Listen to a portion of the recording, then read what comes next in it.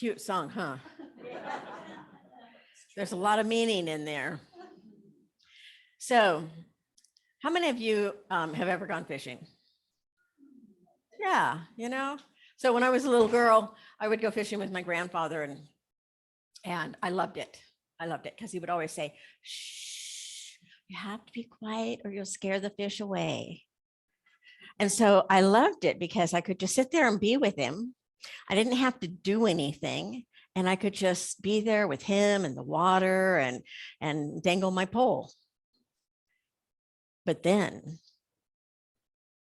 somebody's pole would jerk, and everybody would yell, "You got one, you got one," and reel it in, reel it in. And so they'd reel it in and they'd pull and they'd reel it in. And always, no matter what the fish looked like, that's a beauty. And yeah, put it in the bucket.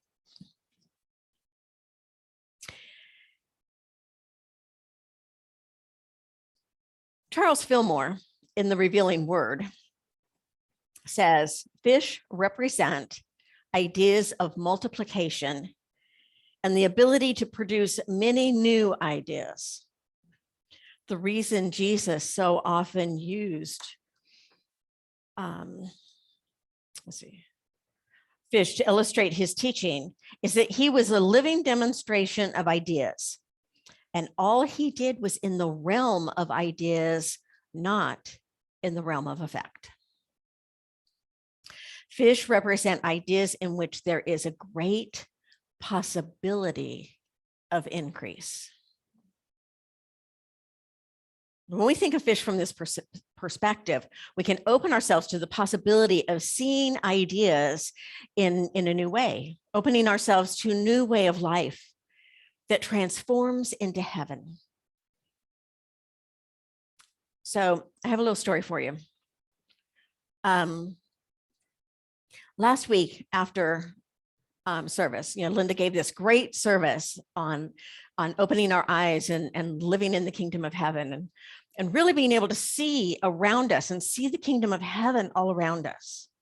So there's a group of people out to lunch, and I turn around and I look, and out on the patio at Red Rooster, the musician is putting away his stuff, his equipment.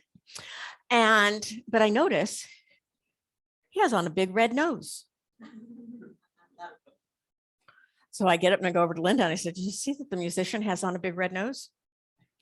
And she's standing up, she looks, and it's like, "Oh my gosh." So after lunch, she runs into him out on the street. So she can't resist, of course, Linda, she can't resist. She goes up to him and she has to talk to him about how come he has a red nose on, and that she just gave this talk about Patch Adams and his red noses and the difference that made. He lived 2 doors down from Patch Adams for many years, and it was a Patch Adams red nose. Now, I don't know if there are any math geeks in the room, but I would love to know what the odds are. Really, what are the odds? In Cottonwood, Arizona, Linda gives a talk on Patch Adams and a red nose and the red noses. We go to lunch. The musician is wearing a red nose. Not only is he wearing a red nose, but he was wearing a Patch Adams red nose because he lived down the street from Patch Adams. But we run into him at lunch. I mean, really, what are the odds? But see, that's what happens. That's what happens when we get a bigger pan. When we get a bigger pan, life shows up. It shows up in these miraculous ways that can be so exciting. But how often does an idea come in and we go, no, I don't have a big enough pan for that. I don't have a big enough pan. I need to throw that idea back. It's time for us to start saying yes. It's time for us to start saying yes to Spirit and opening ourselves to receive that which is ours to receive. We want to be in a place where we are receiving our good all of the time. Not just some of the time, not just when, we've come together and the energy is really high and so things begin to happen. But what would our lives look like? What would your life look like if things like that were opening up in your life all of the time? Opening up like that all of the time. So the pan represents our consciousness. So in order to receive bigger ideas, we have to have a larger consciousness in which to put it. We have to have a larger consciousness. So I'm just going to say that for too often we have based our ideas on what is possible in our lives and what we have done in the past. So that's what our conscious mind does. Our conscious mind and our subconscious mind really tap into what's already been done. That's the little pan. That's when you get the idea and you go, I can do that. Piece of cake. Done it before, I can do it again. But it's when we make room in consciousness and we expand our consciousness and raise our consciousness up, that the idea comes in and our ego is going to question. Our ego is going to question whether or not that's a good idea or not. So this coming Wednesday begins Lent. And Lent is a time of preparation. It's a time of letting go. It's a time of preparing for the resurrection of the Christ. It's a time for preparing to live with a bigger pan and to allow all sorts of fish to come in. But you have to clear out space in consciousness in order for that to happen. There's work that we have to do. So I was talking to a minister friend of mine this week, and he mentioned that Lent was coming up, and he said, you know what I call Lent? And I said, no, what do you call Lent? And he said, let's eliminate negative thinking. Let's eliminate negative thinking.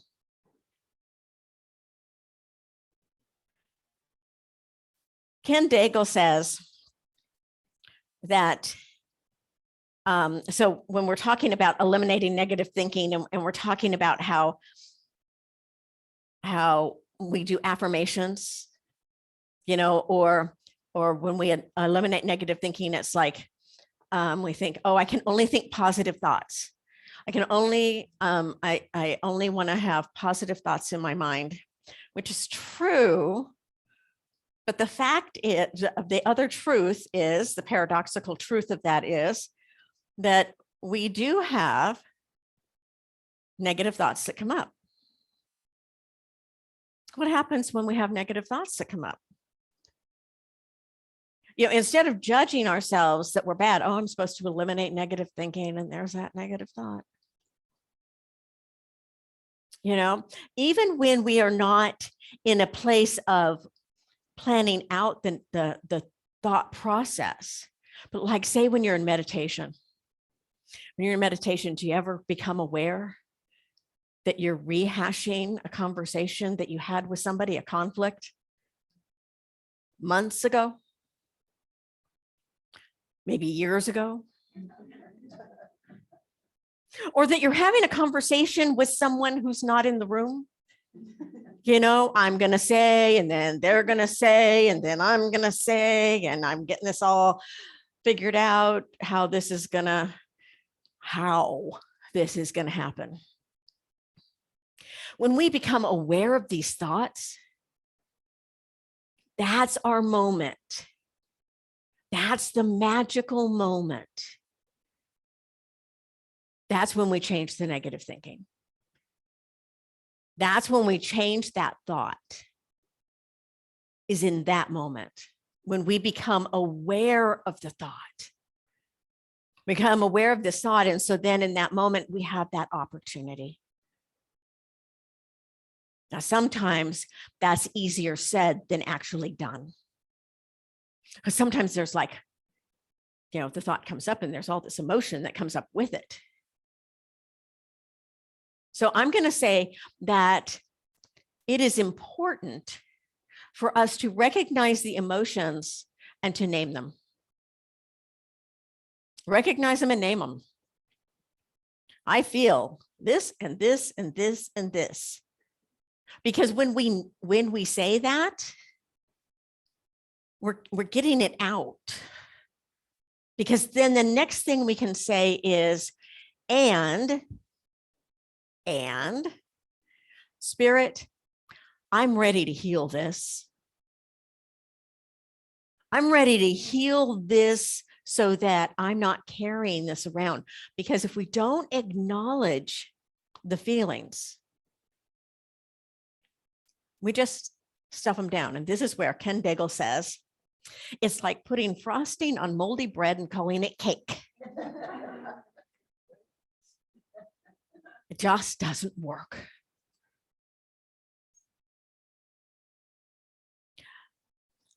So as we're looking at this, as we're looking at raising our consciousness, we want to pay attention. So I know I've told this story before, but it's such a great illustration. When I was 7 years old, we were doing the Cuban Missile Crisis. The US was engaged in the Cuban Missile Crisis. And I happened to live in San Diego. So we were doing, and maybe people were in other parts of the world. I was 7 years old. I don't know what they were doing. But we were doing drills of hiding under our desk. Like that was going to help. The alarm goes off and you're supposed to dive under your desk. But my teacher was so full of fear. She was so full of fear that she kind of went off on, oh, the Russians are coming. Because I guess we asked her why we had to do this thing of diving under our desk. And she said, because the Russians are coming. The Russians are coming and this is going to happen and that's going to happen. And all this, all this is going to happen. So I go home and I'm very upset because actually what she said was we were going to have to burn our Bibles. And even at this age of 7, I was quite religious. And I told my mother I was going to let the Russians kill me. They weren't going to take my Bible. And God bless my mother. She looked at me with such compassion and she said, that's not happening right now. And you don't know what you'll do at the time when something happens, but that is not happening right now. So she acknowledged exactly where I was. And then she said, so let's go bake some cookies. So, and we did. And I let go of my fear that this was going to happen. Now, there's a lot of talk right now about Russia and the Ukraine. And so I really want to address that for just a second. Because from my perspective, what's really important is not just that we hold the Ukraine in prayer. From my perspective, it's important that we hold everybody in prayer without exception. So we don't say, oh, well, I'm going to pray for everybody except. the person I have deemed to be bad. We hold everyone in a consciousness. That's how it shifts. Anytime we leave someone out, there is no shift. Because what we're doing is we are focusing on what's wrong rather than focusing on the possibility. What's possible? We need a bigger pan. We need a bigger pan of possibility so that we're not going from past experience only, but that we go directly to spirit, to that place that is unlimited in possibilities. And as we go to that place that is unlimited in possibilities, then we open ourselves up to something much greater. And then we get to stand back and go, whoa, didn't see that one coming. God, that was a good one. We get to be in awe of the glory of God. Because isn't that what Jesus said? Jesus said that everything that he did was for the glory of God. And so that would be my invitation. My invitation to us is get a bigger pan when it comes to this situation and all situations in our lives. All situations in our lives, because when we meet a situation at the point that we have done it before, then we are bound. We are not free because we are bound by the energy of what it was before. But when we open ourselves up to new ideas and new possibilities, when we go into that sacred place and we allow those new ideas to come in, then in that place, a divine idea will come in that we can hold in prayer and allow it to expand. Ours is not how. Ours is to hold consciousness. In Unity magazine, February 15th, 1919, Charles Fillmore wrote, "The object is to discern truth and prove it. Jesus and his followers did not work miracles.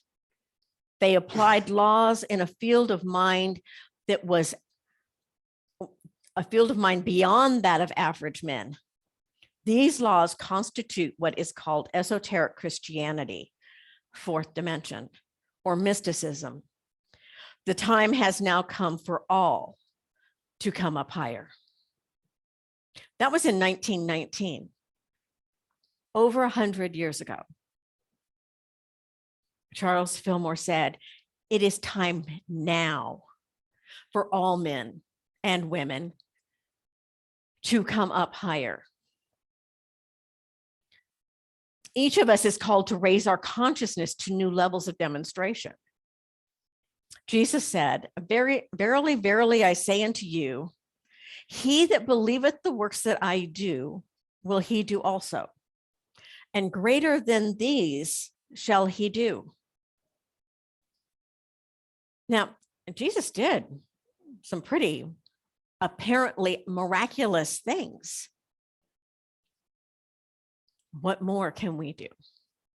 I mean, given the technology that we have today that Jesus didn't have access to at that time,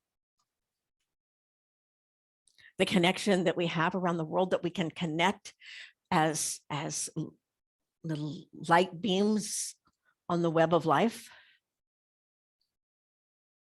We can connect in our oneness and we can hold a sacred space for something bigger.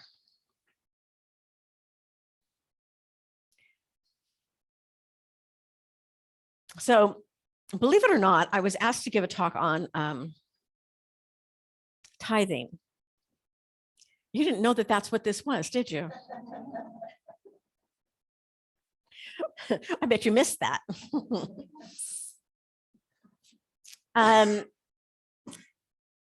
So Oftentimes, when someone talks about tithing, they're talking about the law of giving 10%. That's the spiritual law. From my perspective, if we're going to raise it up a bar, I am more interested in the spiritual principle of giving, the spiritual principle of having a bigger pan. Jesus said, give and it will be given to you. A good measure, pressed down, shaken together, running over, will be put into your lap. A good measure, pressed down, shaken together, running over, will be put into your lap. God does not give quid pro quo. So it's not a matter of saying, okay, God, I'm going to give this. And what I want in exchange for that is I want this. No, that's buying. That's what we do at the store. At the store, we go to the store and we see something we want and we give the money and they give us what we want. When we give without expectation of what will happen with that gift. We give freely. And as we give, to the measure that we give, we will receive. We will receive not just what we gave. So it's not like if I give $10 to somebody that then God's going to give me something worth $10. No, God gives way more. God gives way more. So I love the story of Elijah and the widow.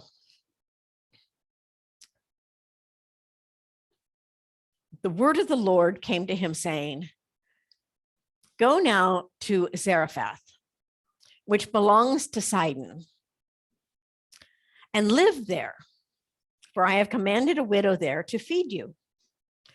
So he set out and went to Zarephath. And when he came to the gate of the town, a widow was there gathering sticks. He called to her and said,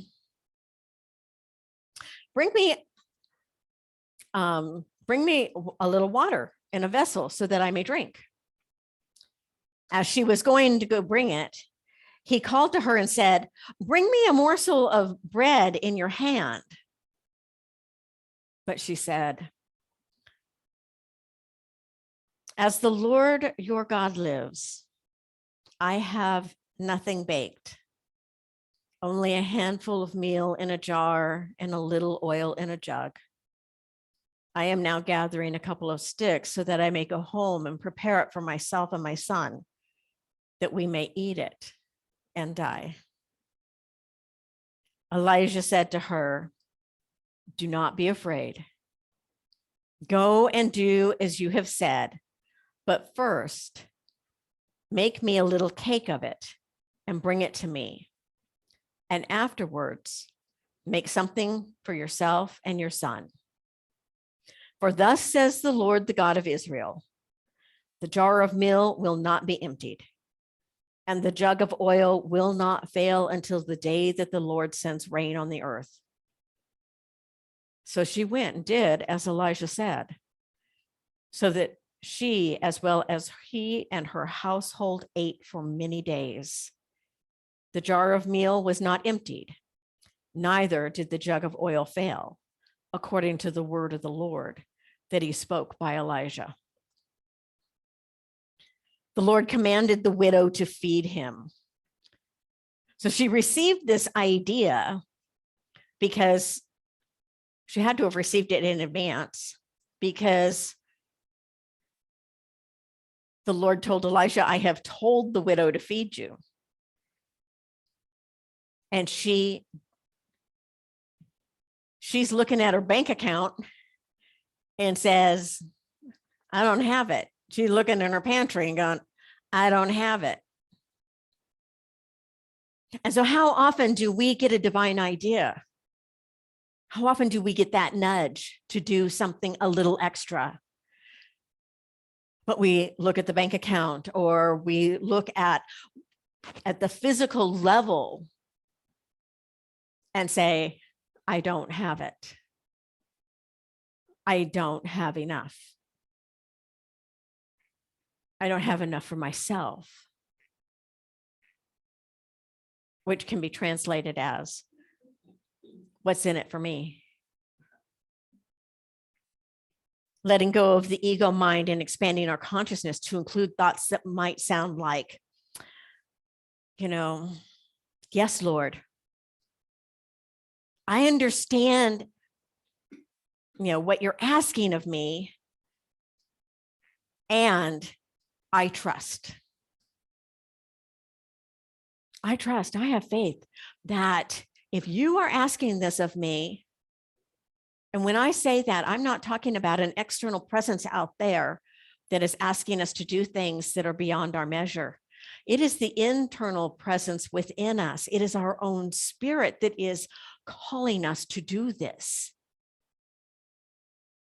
Our own spirit cannot call us to do anything that has not already been provided for. So when we get that urge within us, it is about listening to that urge so that we can do that which we have that's already been called from our own spirit, that place within us that is connected to the divine, that is the divine within us.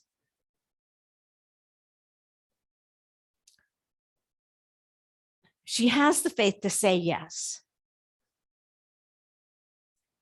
There is story after story in scripture of people who demonstrate the power of faith and receiving what they need.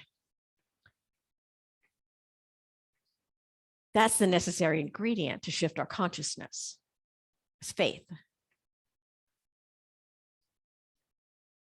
So if I bring it back down to some simple guidelines, it would be, it's in the silence that our beliefs and thinking are healed and renewed. All healing happens at the level of consciousness first. So it happens within us first, and then it shows up in the material world. In the silence, we listen to the nudges that we receive and practice saying yes. Whatever you think of, whatever comes to you in prayer, God will supply.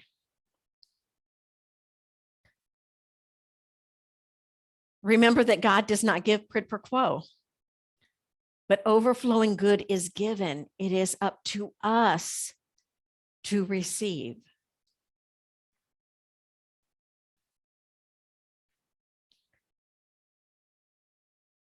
Giving is the gateway to heaven. Give from a consciousness of what you would like to receive. Give from a consciousness of what you would like to receive, rather than from a place of duty that this is what I'm supposed to do. What would you like to receive in your life? And know that your good can come from anywhere. That's why we stay out of the how, because if we get in there and start messing with the how this is going to show up, then we get into we block the flow. Because we're not aware, we're not seeing the red nose on the patio or on the street, after the talk. So I do have a little assignment for you, homework assignment for you this week. And actually it's kind of a twofold assignment. So I would encourage you with this homework to pay attention to your thoughts And when you recognize those negative stories start going, change your thought. Let's begin to practice eliminating negative thinking, negative storytelling.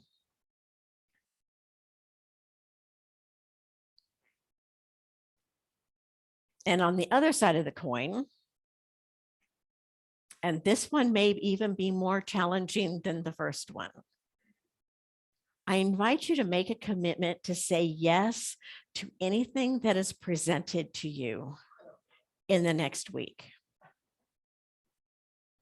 Now, that does not mean, I want to be really clear here. That doesn't mean that if somebody comes up to you and says, hey, would you clean my house for me? That you have to go, yes.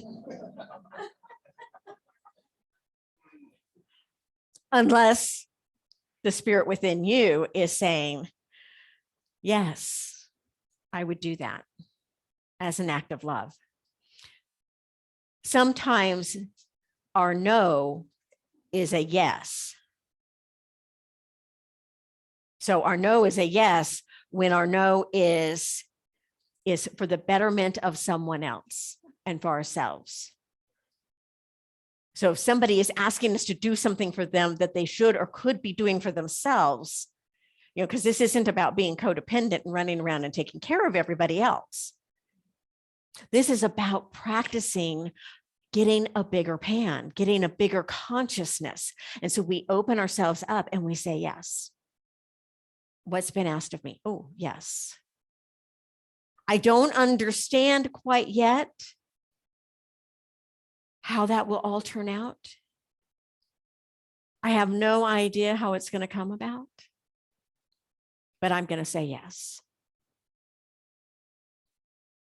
And I'm going to sit with the discomfort that then arises because it's always uncomfortable to make that shift.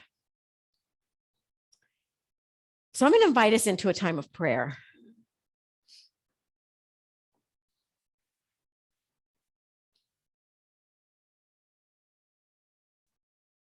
And in this moment, as we open ourselves to the awareness of the power of God, present right here, right now,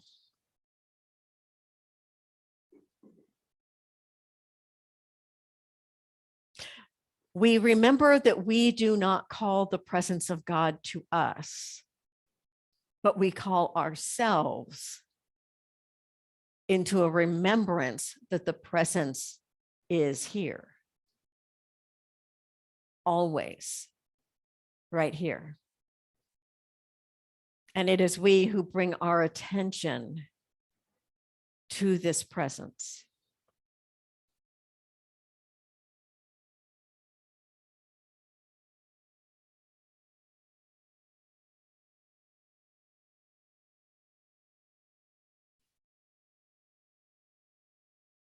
In this place, we take a moment to listen to what wants to be created through us.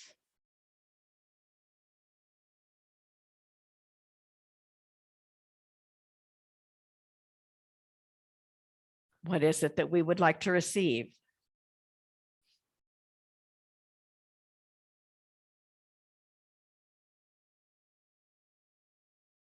What is it we would like to be?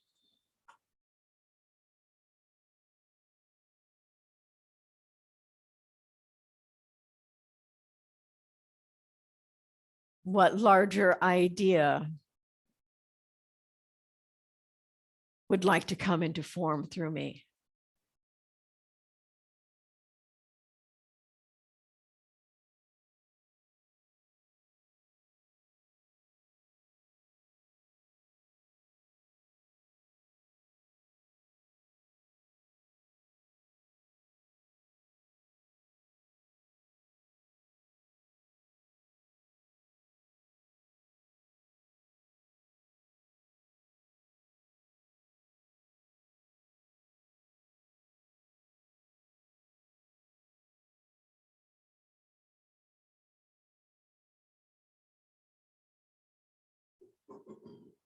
I invite you to take these words in as if they were your own. Beloved presence, I am grateful for the larger than me divine idea that is blossoming within my soul. Reveal all that is to be revealed, to clear space, to allow this seed to germinate and grow into full stature.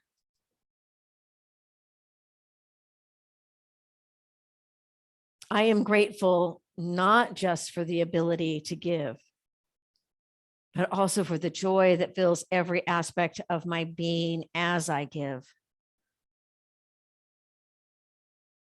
I lovingly give from a consciousness that is equal to what you are ready to express through me. I can hardly wait to see how your good shows up in my life.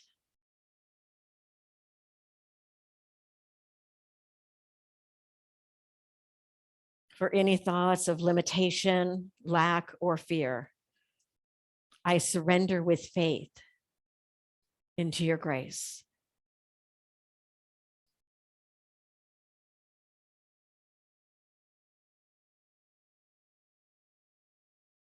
We pray all of this in the name and through the power of the living Christ consciousness.